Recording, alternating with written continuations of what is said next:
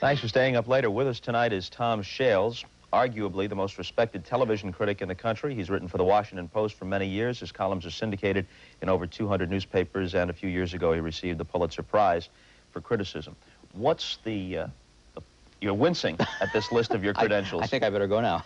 All right, thank you for stopping by. What's the proper function of a television critic? To suffer. To suffer as few have suffered. Well, there are 240 million television critics in this country.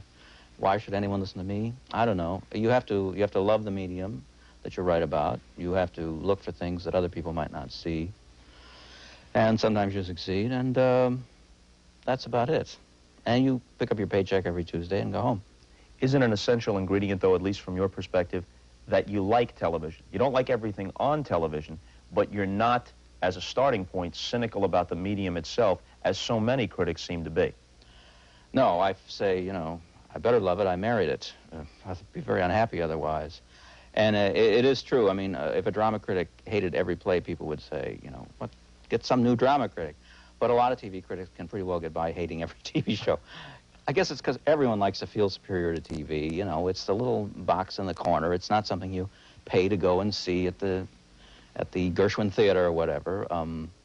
So we all like to look down on it. It's the national kick-me toy among all its other functions. I don't remember firsthand the very earliest days of television, but I think I remember a lot of TV from the late 50s to early 60s on. The late 50s. In my opinion, there's more good stuff on television now, in total, in raw numbers, than there has ever been. The proportion is low, but with all the choices available on cable television and the various outlets, and with a number of good shows on network television, if you made up a roster, the lousy stuff would far outweigh the good stuff. But if you're selective, you could derive a lot of quality entertainment and information from television. Yes, but who wants to bother with that? No, you're right. You're right. And look at the books that are published in this country every year. Hundreds and hundreds of books, How to Stuff a Cat, and all this crap. Funny cartoon books, and things people go blip, blip, blip, and then throw us out. And no one ever goes, oh, the book industry is killing us, it's polluting our culture, and all this and that. There's probably no less good TV than there are good books, proportionately speaking. And yet, television here I am defending television. That's not what I'm supposed to be doing, I guess. But people do generalize about TV. Now, the thing that was there in the 50s that you're too young to remember, perhaps, and I love saying that to people. It's the only thing about getting old that I like. Is that there was an excitement about it. There was that electricity, not just the kind that comes through the wall. When it was a live play, 9 o'clock from New York, somehow, sitting in, my little house in the Midwest, I felt some of that excitement that those people in New York must have been feeling as the clock went doot, doot, doot, and it was, ready, set, go, and there was no turning back at that point. That sort of point of no return dangerousness that there was to TV then, even if it wasn't that good. One critic looked at some old play, Requiem for a Heavyweight, and said, oh, you could see the mic boom in one of the shots, and it wasn't that good. But that's missing the point completely. It was the creative excitement it's probably never going to be able to be recaptured. Certainly you don't get it much from access cable, which I guess is about the closest thing now. Do you enjoy some of that stuff, though? Flipping around. See, in my opinion, as long as I could watch sports and news, if I could also see The Love Connection, Soul Train, and just flip around access cable, I'd get pretty much what I needed from TV. It's wonderful. Flipping around is the new American way of life, I think the remote control clicker is at least as significant as the satellite or any of these other big technology, VCR, any of that, because it's called grazing, and we all do it now. And I've fallen in love with a little lady who makes, now don't read too much into this, snacks on the Snack Master. Have you seen her? She just sits for half an hour. She's turning out corn dogs, she's turning out muffins, she's turning out all this stuff. And then the guy comes on and says, order one. And I always think, well, I would order one if she came with it. Now all you do is just pour the batter right into the center of the wells, just as if you were filling muffin pans. And if you want to get a little creative, sometimes I put a little crushed pineapple in that, makes it like a Hawaiian cornbread. Sometimes I dice some jalapenos in there, make Mexican cornbread. Or if I've got a lot of little kids around that I'm feeding, I'll push a half of a wiener or a hot dog right down in the center of each well, and that's going to give me little corn dogs in only 4 minutes. And remember, these are corn dogs, so when the kids bite into them, they're going to find a hot dog hidden inside. you know, now this is a serious issue because these are called program-length commercials. And in a newspaper like the Washington Post, if we run an ad that's designed to look like a newspaper story, then at the top and the bottom it says advertisement, advertisement, advertisement over and over. But for 30 minutes on cable especially, and on UHF stations and some smaller independents, you see these things that it doesn't say commercial on the screen all the time, which I think it should. A couple of nights ago, I'm flipping around, and there was an old Lawrence Welk, as if that isn't redundant.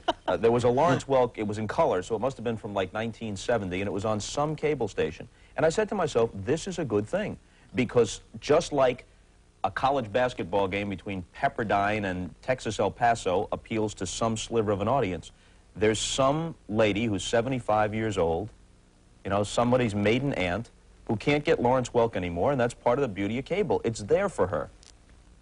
Am I too optimistic and cheerful a man? No, but I like the image of you sitting before the TV set going, this is good. This is good. I've decreed that it's good. Lawrence Welk, this is good.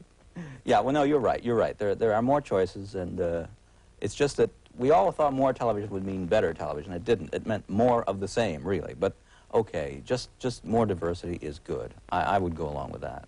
What's worthwhile on TV? Present show accepted, I suppose? Well, you know, in spite of everything, I still find Twin Peaks to be basically worthwhile. It's kind of gone haywire from its original haywire. You know, it's like it's compounded its haywireness into where it's become almost too silly. And yet there's something that keeps me watching it. It's that corner it might turn in the next few seconds, you know, or that little moment of you know, lyric beauty that they may have, that unexpected poetic moment next to the ridiculous farcical moment. Well, that's like a lot of Lynch's stuff, movie or television. Yeah, and normally I hate serials. I hate anything that you have to watch every week because I think it's a big, you know, presumption on your time. But this I like, and I love the Letterman show. Yeah. The Letterman show, to me, is a real beacon of like therapeutic insanity at the end of the day. It's just, or the beginning of a day if you tape it and watch it later, as a lot of people do. What portion of the viewing audience do you think just plain doesn't get Letterman? I guess we can assume that after a while they drop out and they're not regulars, but people will say to me, you know, he's so sarcastic. Oh, is that it, I say? Why is he so sarcastic? I mean, it's one thing not to think it's funny. It's another thing not to know that's the idea. But Yeah. I think a lot of people just don't know that's the idea. Well, the people that don't get it watch Arsenio, because that's a show anyone can get. I mean, that's aimed right at the middle. You know, Dave is you think about life, you think about all the stupid things that happen every day, especially in New York. You pick up the paper and, you know, all this terror and horrible stuff. Now, what is your response going to be to this? Are you going to get really sad and very blue, as would be logical, or are you going to just make fun of the whole thing and just be sarcastic and snide about it and try to keep your equilibrium that way? And that's what I think he does. And he makes me mad, too. You know, sometimes I think we are watching the deterioration of a human mind on that show. I mean, the guy has got more tics and little idiosyncrasies, and now he's flapping his coat a lot. I can't stop doing this. And you begin to feel like you know him personally as you watch this, and you're thinking, you know, the poor man. But he's doing it for us, you know. It's like a sacrificial experience he's going through. How important, or maybe essential, is it to have grown up with television, to be a fan of Letterman? Gosh, I think a lot of people who watch Letterman aren't like me, where I remember television arriving. You know, I remember this thing coming from outer space and landing in the living room. But you have to love popular culture, I think, to like Letterman, or to get it. And popular culture is television. I mean, that's what 99% of popular culture is. It all has to go through television to become popular culture, I think. So you're probably right. You probably have to be a television creature. But most of us are. I mean, who isn't? I don't know that many people that aren't. A lot of people work at the newspaper like to claim they don't watch it. But then they always seem to have seen, you know, last night's episode of whatever it is, Cheers. Cheers still hangs in there. It's amazing, isn't it? I think they should make it a franchise like Saturday Night Live, where if, you know, the people on the show now, like Ted Danson, make so much money that it, you know, could wipe out the national debt. This guy, because he's been on the show so long. So eventually, it's just he's going to leave, and new people will come in. And maybe you could just keep that bar going, keep that place in operation, like this room. Because it's a place that people have come to love. And it's a family sitcom without that, you know, corny domestic family setting. You don't have a living room and a kitchen and all that. But you do have a family. They're very much a family. Have you changed your perceptions at all about the three anchormen? You've always liked Rather, even in the face of critical assaults he's endured from other directions. You've always liked Rather. You thought Brokaw was, for lack of another term, callow. And you once said about Peter Jennings that he should be selling cognac. Looks like a guy who should be selling cognac, but not anchoring the news. He's got that debonair. Plus his head keeps doing this. I don't know what that is. It's, well, but Jennings is very successful now, and I think it's because he's very conversational with the news. And people are used to their local news, where it's not just conversational. It's, you know, hi, Freddie, how are you, and slap on the back. Overly familiar, I think. But people get used to that, so now they like Jennings because he's kind of conversational. He'll say, well, now, over in Europe, you know, that was very casual. Yeah. But Rather is, you know, a sit-up newsman who takes it seriously and still has that kind of formal air about him. I like that. I like to think that the guy giving me the news knows more about it than I do. You know, but this whole thing with TV well, now... don't you feel that way about Jennings? I guess. When you consider his credentials. I feel... Well, do you have them here? I haven't seen them lately. I have a long list right here, yes. I come prepared. I didn't bring my credentials. They were just too big to get into the... No, yeah, but he's trying to ingratiate himself. I get that feeling. You know, it's like the old Saturday Night Live versus the new Saturday Night Live. I think it's still very good. I think it's wonderful. But one thing that was different about the old Saturday Night Live is they didn't care if you liked them, or at least they gave that impression. They were almost arrogant, you know, John Belushi and Chevy Chase and Gilda Radner. They were kind of, we're going to do this the way we want to do it, and if you don't like it, the hell with you. Now, I don't think Rather is quite that way, but there's still that little more, there's more of a, he doesn't want to get as close to you as what's his name, Jennings does. Somebody could argue the opposite, and maybe you just don't see it because you're inclined toward Rather, which is, here's a guy who tried on sweaters, then he took off sweaters. He stood up, he sat down, he tried different ways of saying hello and goodbye. Yeah. So someone might say that Rather has modulated himself or made an effort to in order to get to whatever the comfort zone would be with the viewer. Well, there was that time when they made him talk slow, too, and so he talked really slow just to make them mad and to prove them wrong, you know. In the news tonight. No, but I still think he's more formal than the other guys. When people don't like Dan Rather, what do they always say? They say, oh, he's so intense. He's so intense. Yeah. You know? And of course he's intense. He's telling you, for God's sakes, that, you know, the world might end tomorrow. I think that calls for some intensity, not, you know, a conversational, hi, wearing a kind of an ascot and welcome to my living room kind of a thing. All right, now let me speak for Brokaw then. You could argue that Brokaw splits the difference, that he has no apparent, obvious style other than to be very capable, seem like a likable and well-informed guy, and not beat you over the head, and that goes down easy. And that's why, I guess, even when the network was #1 in prime time, he wasn't #1 in news. And it still is #1 in prime time. I think he's very good straight down the middle. But, you know, straight down the middle doesn't seem to excite people one way or the other.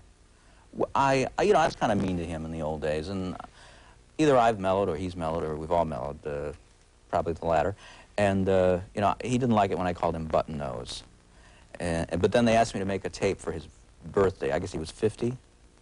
And they said, say happy birthday, Button Nose. He'll love it. So I guess, you know, it's like anything.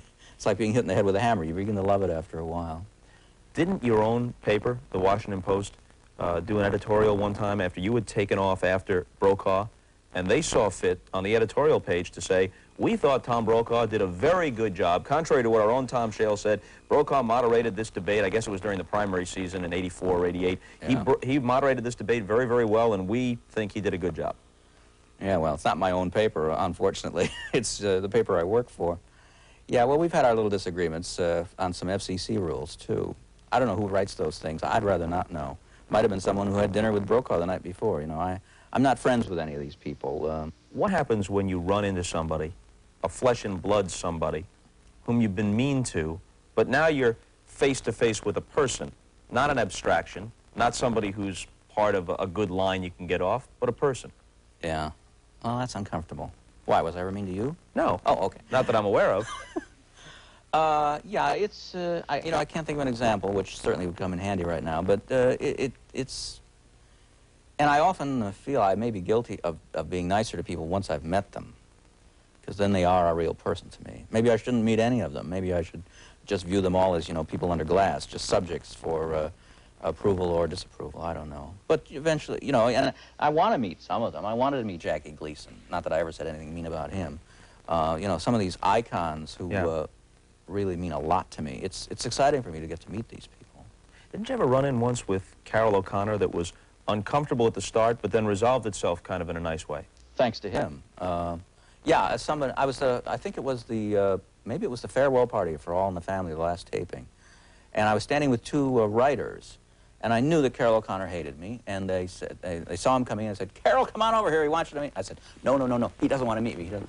So he came over, and he puts out his hand, and as they say my name, he goes like that and walks away. And of course, I was crushed. It was not only embarrassing, but I really thought that, he was great as Archie Bunker. But I had written a negative review. He did a production of Last Hurrah for Hallmark Hall of Fame. And I'd written a negative review of that, and they tell me, like, he carried that around with him. What was the review, that he wasn't as good as Spencer Tracy was in the movie? Yeah. It was as simple-minded as that, Bob.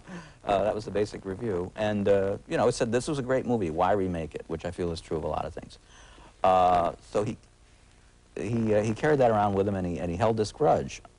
Now, there may be something about Irishness in this, because then years later, I told this story to someone, and they printed it, and I got a long letter from Carol O'Connor, beautifully written, saying, being mildly apologetic and explained to me why he was bitter and all this and that, and this was great. This was wonderful, and I felt that feud was over. Okay, we're back now with Tom Shales, the television critic for The Washington Post. You wrote recently about the Civil War series on PBS, and Ken Burns, who put it together, will be our guest here in the next few days, that it was not only great television, it was heroic television. Yep, I thought so. First of all, you have to think about what it took to make that thing, There wasn't some big Hollywood producer with zillions of dollars throwing it at Ken Burns, patting him on the back and saying, "You're doing a beautiful job." I mean, that kind of work takes real dedication. You've got to be obsessed. And then to have it come out so good. And then to have it be such a success, it was that kind of national consciousness-rattling thing where suddenly now everybody's focused on the Civil War. I mean, true, the next morning we'll go on to something else, but at least for that moment, people were just crazy about American history. They were interested in our roots and things that have made us the way we are, or would like to be, or wish we weren't. To me, this was just a great, great moment. I suppose it was the greatest moment of the year on TV. Maybe. If it's Thursday night, and you only have one set, and you don't have a remote control, or the box is broken, should you watch Simpson? And you have an arm in a sling? I mean, right. Why are you asking? Should you watch The Simpsons or the Cosby Show? I think Cosby's kind of had his run, and I think it's been wonderful. And I would watch The Simpsons. To me, it's a lot more happening. In fact, The Simpsons you can watch over and over because they put little things in the corners, It's like Oliphant's cartoons, or some of those cartoonists, There's a little guy down in the corner. I watched one the other night that I'd already seen, the one about, it was the season opener. Bart thinks he's going to have to repeat the 4th grade. And they stick all kinds of little things in there that you don't notice the first time. They're very clever and very funny. What useful purpose, besides being a good read, can a television critic really perform? Well, Can you got me affect there. things? Can you change things? Absolutely no purpose whatsoever. Well, yes, you can change things. You can shame network executives and broadcasting executives. If you keep at them, I mean, ridicule is one of the few weapons we TV critics have, and I think properly applied, it's fair to do it. And if you keep at them, they will you'll find their conscience, which is hidden under layers and layers and layers of competitive zeal, and you can appeal to that. And I think the critics have had lots of positive effects on TV. China Beach, which you mentioned, I think might not have lasted one season if a lot of critics hadn't gotten behind it, as we did, years earlier for Hill Street Blues. It was the critics who found that show first. Then it was the Emmys. Then it was the audience. And I think we can take some little measure of pride in that.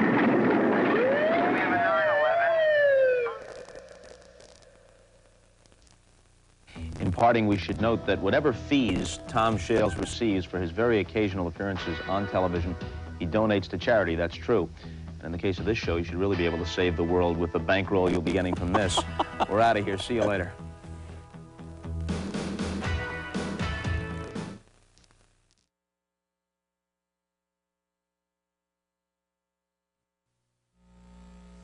Welcome back to The Late Late Show. My next guest is a Pulitzer Prize-winning columnist and television critic for the Washington Post and papers around the country, and he is here tonight to tell me what I've been doing wrong all week. Please welcome Tom Shales. Hey, Tom. Hey, John. I'm nervous tonight with you here. Oh, really? I really am. That's very, I guess, flattering in a way. I don't think I've ever been mean to you, have I? You know, No. I run into people and I can't remember. They give me a dirty look, and then turns out I said something bad about them 4 years ago or something. Really? And people forget. have the grudges like that. See, I'm just nervous. It feels like I'm being audited by my professor for like a graduate class or something like that. Now, that's interesting. When you write something about somebody that maybe is not as kind as they might like it, what are the ramifications of that? Do people call you? Do they send you letters? Yeah. Sometimes. Charlton Heston wrote the longest letter, I think, of complaint I ever got. Charlton Heston? Yeah, that big bag of wind who now who now has to be introduced. Have you noticed this? Whenever he's on a talk show now, they have to apparently say, and here he is, the legendary Charlton Heston. Yeah. I don't know when he passed into legendariness, but... I could have given you that if you'd wanted. Yeah? The legendary Tom Shales? Absolutely. There are legends about me. They're pretty boring, unfortunately. Most people are nice about it. I once got a letter from a director at Universal whose movie I trashed, and he said, "That was a funny review. If you're ever in town, come out and say hello." Now, maybe if I had gone out and said hello, he would have belted me in the mouth. Maybe that was his way of suckering you in for a little ambush as you came through. I don't know, but... I'm going to tell you something I did, and you tell me if this is the most ridiculous thing ever. Okay. This is when I was first starting, and I was hosting a show on MTV, and there's a television critic named Marvin Kitman. Do you know? You ever heard of him? Yes, he's a funny man at Newsday. Yeah, at Newsday, right. And he wrote a review, and I didn't realize he wrote a review, and he said some negative things about an interview I had done with Howard Stern. And I read it and just went, huh? Does he really think that? I better call. So I called Newsday at like 10 o'clock at night. He wasn't there, but they gave me another number, and I called it. And boy, Marvin picked up. Hello? And I went, yes, hello, this is Jon Stewart. I work at MTV, and you wrote a review. And he went, I'm watching something. Click. Ooh. And so you think we're all cowards who will be back down in terror if anybody confronts us? I don't think so. I think I was idiot guy who called him at home. I think they gave me his home number, and I ended up interrupting him when he was watching TV or something. You couldn't stop the tape? That's true. What would you do if somebody called you? Would you talk to them? At home? Sure, I think I would, unless they were rabid, just wild with rage. I don't think I would get into that. Right. I had my phone number changed years ago when I wrote a negative review of a Rod McEwen concert. Rod McEwen? His fans are violent people. They are very mean. They whimper with a vengeance, and I've had for 20 years I've had an unlisted number because of Rod McEwen. Right. Probably a good idea, though. Yeah. Many people have been terrorized by Rod McEwen fans. And his cat. Exactly. All of them. Got a mean cat. 15 years you've been doing this. Apparently, yeah. Television increasing in quality, decreasing in quality. Please give us the word. Decreasing in quality, I guess. I mean, certainly increasing in abundance. Yes. But it just turns out that there's just so many talented, creative, brilliant people in the world, or in this town, and they were already spread pretty thin, and now when you have 42 cable channels and 52 satellite channels and the networks and the little, I call them nitworks, WB and UPN, you know, there's just not enough people to make really great television. But then I've often said if television were great all the time, you know, it would drive us crazy because you wouldn't want to miss anything. It's always going to be like 80% mediocre. Right. But 80% of the books that come out are probably mediocre, if not outright lousy. 80% of almost everything that's done is relatively mediocre, I would imagine. It's not just the television industry. Yeah, probably 80% of my columns are mediocre. Oh, now stop it. Infallible, my friend. Do you hear me? Time to review Jon You are lovable Stewart and capable, on the am I Tom right? Snyder. Can we get the gift? Memo to... Do we have the mug? Do you know Paul Wonder, the film critic?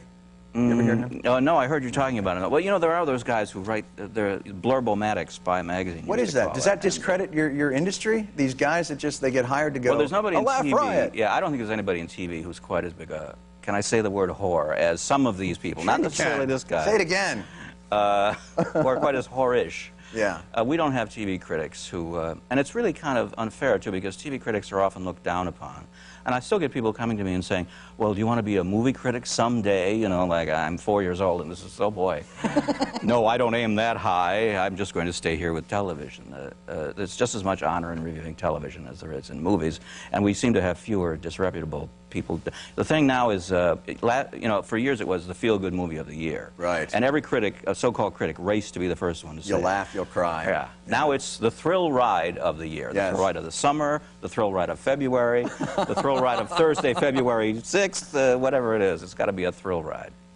There is that. Why television has always seemed like the redheaded stepchild of any of the industries, and it seems like the writing in television now is at a really high level. You know, when you look at Larry Sanders and Seinfeld and that, there are very few film comedies that could ever match the crisp writings, I think, of some of the better TV comedies. Yeah, and I think it makes it very hard for people who are trying to write comedy movies, too, because by the time they get the words on a computer, they turn on the TV and there they are that night. Not that it's plagiarism, it's just that there are just so many comedy ideas and somebody's bound to get one and use it. And television, of course, obviously, as you know, I mean, it's just, this appetite for material is just insatiable. It's disposable. They'll put anybody on. So I've heard. Well, after a certain hour at night. No. No. Do you follow the late night wars? Is that, you know, they keep talking about the talk show wars. Yeah. And it always fascinated me because it really looks like, because I follow the ratings, because it's just part of what I do, that they're really talking about 20% of the people that are even awake at that time of night. And that the majority of people, 80% of the people, are watching E-Gossip and Seinfeld reruns and everything else. So I don't understand why this so dominates the focus of some of these columns. Well, I think because it's fresh every day, and it's, you know, what we're doing now wasn't taped 6 months ago, unless someone's watching it in a rerun, of course, but that's too complicated to even get That's into. just too weird. Stop it. Merry Christmas. Prime time just isn't that interesting. I mean, once you get beyond Seinfeld and ER and NYPD Blue and a few other shows, I mean, what can you write about Suddenly Susan, or how much controversy can you get into? I think you can write about that it's a thrill ride. It's a thrill. It's the thrill ride of Thursday at 8:30. Yeah. See, I think you should be the pioneer in that era. You should be Blurbomatic guy. Blurbos? Make Yeah. it just come to you. And I've thought of trying to sell raves, but I know that would be frowned upon. I'd have to retire immediately after. Right. I don't think they're worth that much, though. I'd probably get, you know, $10 for 4 stars or something like that. No, we'd pay much. Do we have to go to commercial on this thing? Okay, we're going to go to commercial. When we come back, we're talking with Tom Shales from the Washington Post. 1-800-952-2788.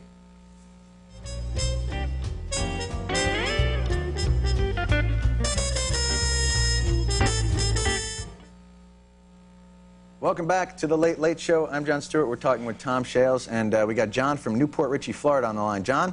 Hey, how you doing, John? Good, sir. How are you tonight? Not too bad. I just wanted to say that I appreciate and I enjoy watching the show every time you guest host. Thank you very much, sir. Question for Tom Shales, perhaps? Yes, I was wondering exactly how you became a talk show, or I'm sorry, a TV critic. I critic, you know, some of all the shows that I see, and I was wondering how you went about becoming. How do you make this your profession, Tom? John here is interested in becoming a critic. This is like career day for him. How do you seek become honest work, I think, instead. Well, no, it's, I don't remember exactly. I've been a critical, you know, sort of crabby, complaining person all my life, and somehow I'm making a living at it. So basically they gave you two choices, customer service, critic. Right. You were built more for Postal critic. clerk, yeah, right. You start out by trying to learn as much about the medium as you can, and then you develop a critical sense. Well, nobody cares about this stuff, but it's an honorable profession, more or less, don't you think? Oh, I think absolutely. So you think you might go into that, John? Hey, anything to get out of Taco Bell. Taco Bell. Well, there you That's go. where I started, actually. Yes, it's only one step up. Taco Bell. Taco Bell is actually known as a launching pad, Right. For the television critics industry. And in terms of public esteem, around about the same. even, Now, actually. I sense. Thanks very much for calling, John. Thank you.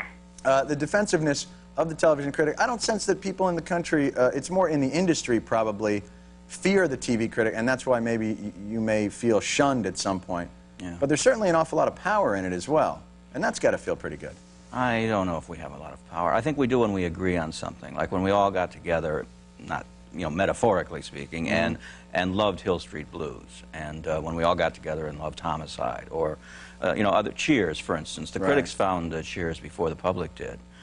So people often say, you know, critics only like highbrow or highfalutin shows, and the critical tastes are not like the public's tastes at all. But if you go through the top 20 shows, you'll find most of them got very good reviews. So the critics, I think, are not out of touch. Do you feel like it's We're the just same? misunderstood. Misunderstood. I And see. underpaid. So this is while a I'm plea at it. for love more than anything else. It is, yeah. Oh, I see. Okay, that sounds fair. A desperate plea. Has there been an instance where you felt just totally wrong, where you felt like you came out there with your criticism of something and just reconsidered and thought, man, I was completely wrong about that? Well, I sure was wrong about the X-Files, I guess. I thought it would be a flop. I don't usually, you know, in a review, you don't usually try to gauge the commercial chances of something. You're supposed to talk about the quality of it. But I said something like, to judge from the pilot, the X-Files will be the X series before very long. See? I guess I was a little wrong about that. Slightly off. It might go off any week now. You need to spend some time on the internet, my friend. Please, Oh, no. that Joe has some fans. Yes, I know, I know. Now, what do you think about HBO ran away with the Emmy nominations, and apparently it's a huge deal because it's the first time that none of the big 3, 4, 5, 6 networks, however many they are now, didn't get more Emmy nominations than a cable network. Does this signal the end of the dynasty, or is that already long past? Yeah, I think the glory days for network television are pretty long gone, you know. And HBO, of course, has more money to spend. But on the other hand, they do take more chances. And if the network boys are going to learn anything from that, I hope it would be, you know, don't be so timid. And, you know, everything has turned into pretty much a routine now in prime Can the time. network boys learn anything? Do you think they're capable of a learning curve? I don't know. You know, we had a better quality network boy and girl years ago. I was talking about this with someone the other day. There were more colorful figures. I mean, Fred Silverman, for all his fallibilities, was a lot of fun to write about and to talk to. And even Fred was bemoaning. He told me that he said there aren't as many tumblers in the business anymore. Well, I had to look it up, but for those of us who are Jewish, a tumbler is sort of a restless soul, someone who's a shyster. Right. Yeah, in its first decade, I guess television was, you know, on one hand it attracted Reginald Rose and Rod Serling and Patty Chayefsky, the great writers. Right. But it also attracted a lot of quick buck artists and salesmen who had to get out there and sell the time. It must have been a wonderful era. Most people don't even remember it now. They think television started maybe in 1964 or something, or when Kennedy was shot. Then suddenly they invented television. The difficulty there is that television in the old days, there was a certain impressiveness to whatever you did just because nobody had ever seen it before. True. And so in some ways the quality may not have been. I think shows now are very sophisticated, and as you said earlier, I think the percentage maybe of quality is still relatively the same. Maybe it's just not as innovative because we're so used to it. Yeah, it's just so wall to wall, floor to ceiling all the time. You know, and no matter what time of day or night, you can get television, and you can get something stupid, most likely. And I don't think any society, perhaps ever on the face of the earth, had so much access to silly, stupid material, and maybe that's bad. But did any society ever have so much access to smart, interesting material either? I mean, you can flip around at almost any time of night and see something on the History Channel or something that's really a very interesting and smart piece of television. I suppose. If low Maybe budget. I should be a You sound like you want people to tune around now. And that's why I'll be hosting on the History Channel. You know, there's nothing but crap on the Discovery Channel tonight. Tonight on the Late Late. We have to go to commercial break. Thank you very much for coming by. Thank you. And I very much appreciate it. Nice to meet you. We'll be right back after this.